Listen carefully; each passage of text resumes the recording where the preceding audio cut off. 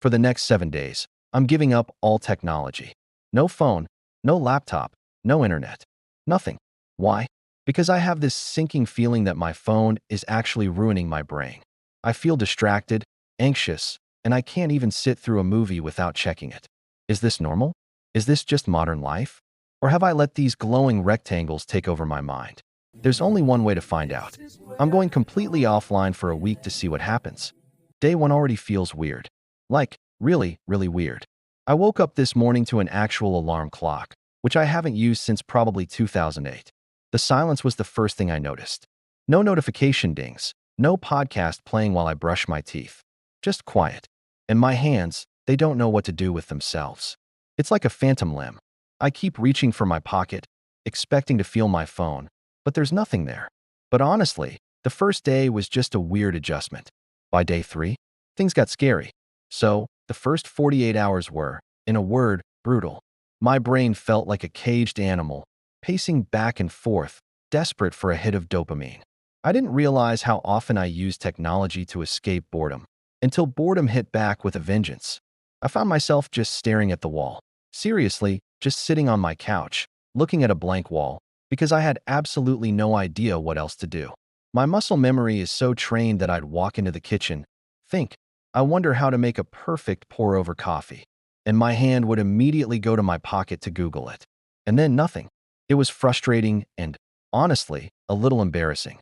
I tried to read a book, but my attention span was completely shot.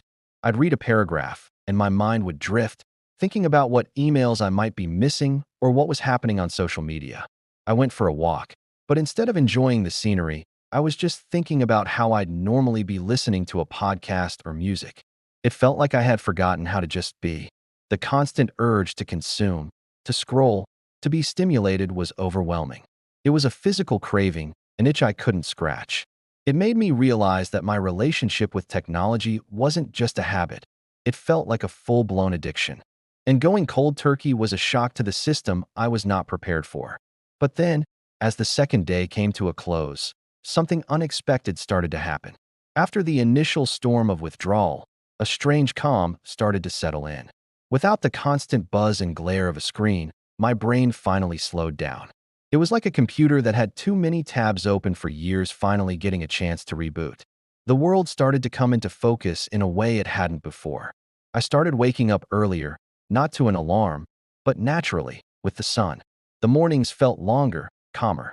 Instead of scrolling through a feed of strangers' lives, I was just sipping my coffee and watching the world outside my window. My thoughts felt clearer, more organized. I had ideas, actual, original ideas, popping into my head.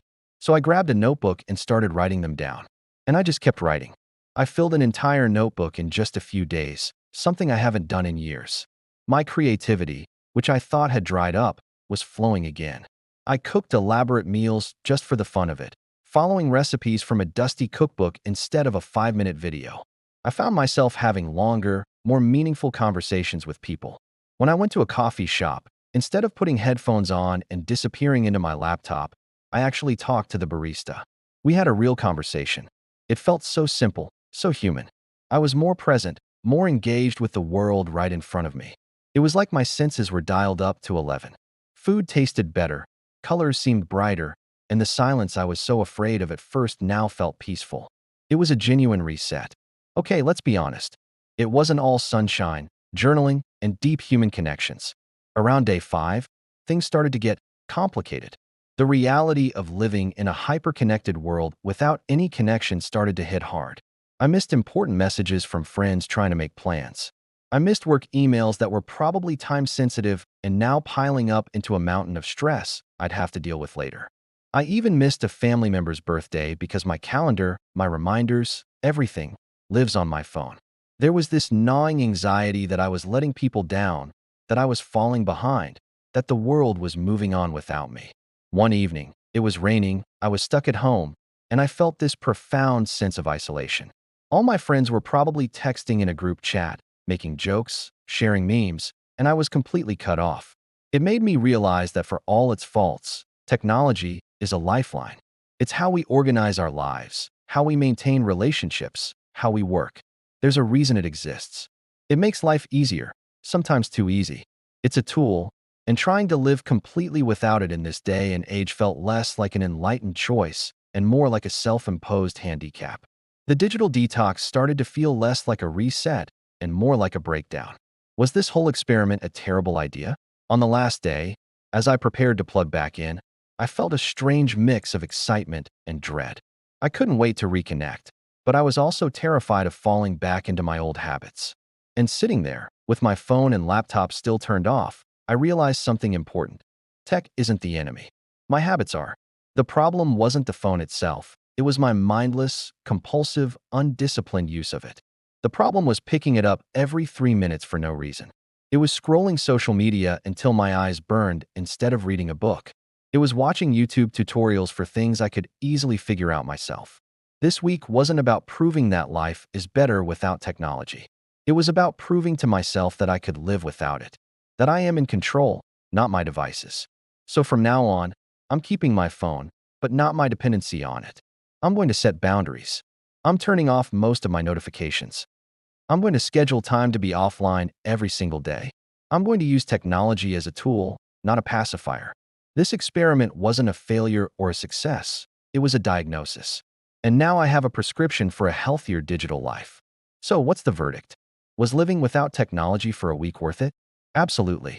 It was incredibly difficult, but it taught me more about myself and my habits than I ever expected. If you want me to try a month with no tech, I probably won't. That might actually break me. But I will do whatever crazy challenge you comment down below. Let me know what you think I should try next. Thanks so much for watching. If you enjoyed this little experiment, give this video a like and subscribe to the channel so you don't miss the next one. Stay human, everyone.